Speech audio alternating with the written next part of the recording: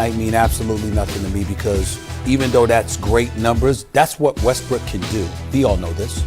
He's a former league MVP. He's the most athletic point guard we have ever seen in NBA history.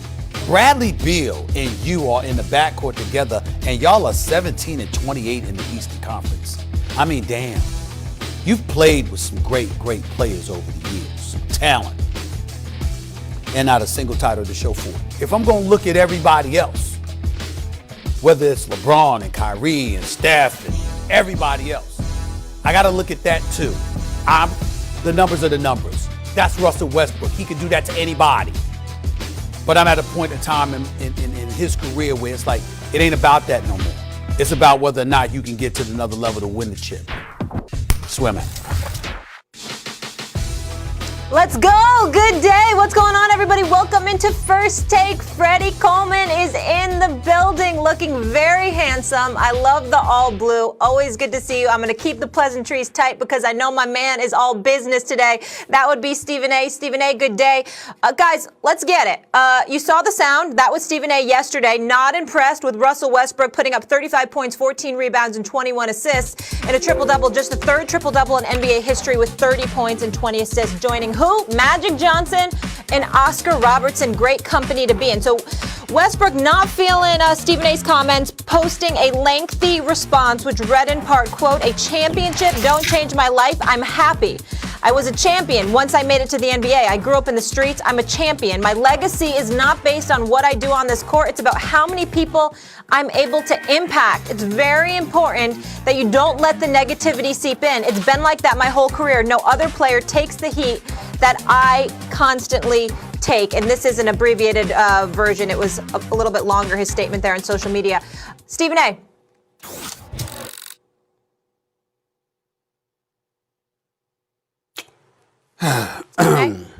Yeah. You know, can you hear me? Can you hear me? Yep. I got you. You're good. Let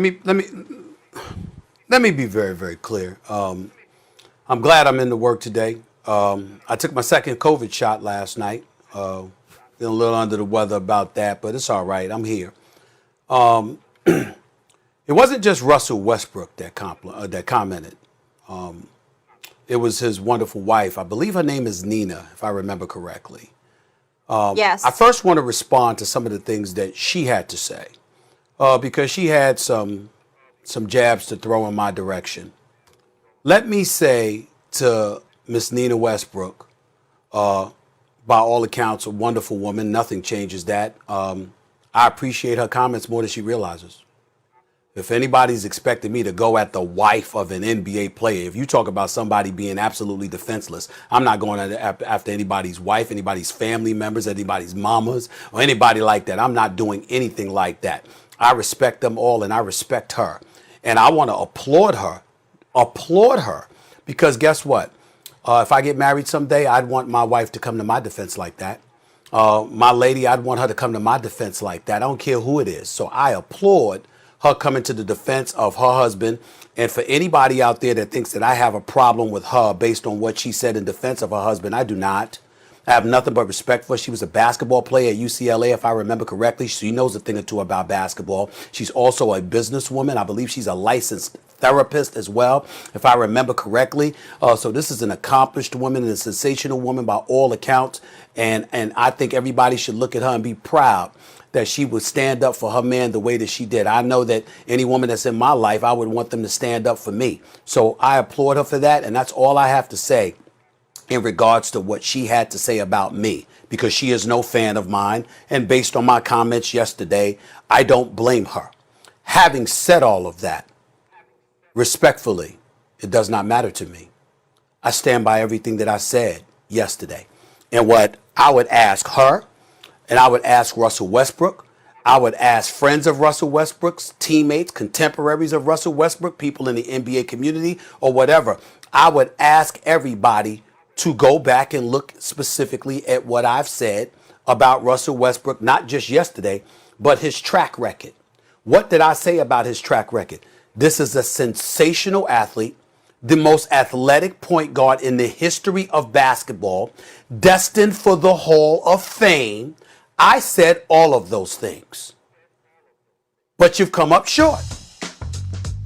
You were with Kevin Durant when you had a 3-1 lead, and you lost it to Steph Curry and the Golden State Warriors being up 3-1. Kevin Durant departs. We got on Kevin Durant for leaving you high and dry.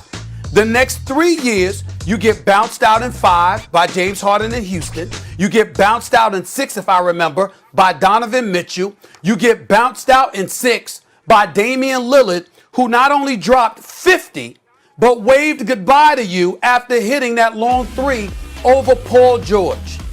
That's what happened. Then you go to Houston last year, and what happens? You fall in the playoffs, albeit to the Lakers. That's what transpired. And now you're in Washington, D.C., with Bradley Beal as your, somebody turned down because they got an echo in my ear, I'm sorry. But now you're teammates with Bradley Beal in Washington, D.C. You're 13 games under 500, and everybody wants to talk about your numbers. What I was saying, Mrs. Russell Westbrook, along with Mr. Russell Westbrook, is that you've been so phenomenal with the numbers.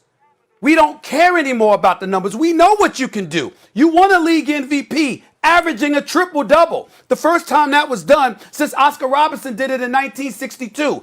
You're averaging a triple-double now. That particular season you won league MVP, you registered like 42 triple-doubles in a season. We know what you can do with the numbers. What about the chip? What about the championship? Because you've been to 4 conference finals. Now, if this was Zion Williamson, we praising the numbers. If it was Luka, we praising the numbers. If it was somebody that never was on a championship caliber team, we gonna praise the numbers and lament the fact that he's got to carry this shoulder all by himself. That is not Russell Westbrook. Russell Westbrook is a man that signed a 5-year, $206 million contract. Russell Westbrook is making generational money, as he pointed out last night. Russell Westbrook is averaging over $41 million a year. And championships don't matter? Really? That's not the culture of basketball I come from. When I think about the culture of basketball, and I think about champions, and I think about those striving for championships, every single Hall of Famer, watch them give their speeches, Freddie, Molly. What do they say? They apologize to their families and friends and loved ones because of their fixation on capturing a chip and the sacrifices they made in pursuit of that level of excellence and greatness. Russell Westbrook makes his money because fans patronize the NBA product, because television networks respond to the fans' insatiable appetite for that product, and they pay the league an exorbitant amount of money, which enables the league to pay the players. You don't do it so somebody could sit back and say, championships don't matter. I'm a champion in life. Who said you weren't? Russell Westbrook from Long Beach, California. Russell Westbrook's from the streets of L.A. and Long Beach and beyond. Russell Westbrook is as real, as authentic as they get. He gives to his community. He cares about his people. He addresses social justice issues. He gives voices to the voiceless. He's charitable. He's philanthropic. He's a great, by all accounts, a great man, a great leader, a great husband, a great father, a great family man. Russell Westbrook, regardless of his mean and acerbic demeanor at times, is one of the best people, the most real, straight up, authentic people you will ever see in your life. I respect the hell out of the man. What does that have to do with your game? Damian Lillard sent you home. Donovan Mitchell sent you home. James Harden sent you home. All along the way, and Kevin Durant left. In your career, you have had Kevin Durant, James Harden, Serge Ibaka, Reggie Jackson, Victor Oladipo, Paul George, James Harden again, and now Bradley Beal. And we want to celebrate triple doubles, 40-plus games into a regular season. When it comes to you, no. You're great. You're so great. we want to see more when it matters. And me saying that is not an indictment against your character. And it doesn't require a soliloquy about generational wealth and a lesson about how all of these folks, TV screens, and they critique these players and they alter their lives. Let me give Russell Westbrook and all the players and all the athletes out there an education. When you talk about champions, I'm from the streets too. And I couldn't shine your shoes as a player. But I've been successful as a writer, as a radio host, as a television personality, soon to be author. I'm owning my production company. I'm doing just fine. But if I sat up there and I said, you know what, Dave Roberts, and Molly, you can confirm this. Freddie, you can confirm this. Dave Roberts is our boss, senior VP extraordinaire, ESPN. Norby Williamson, executive VP.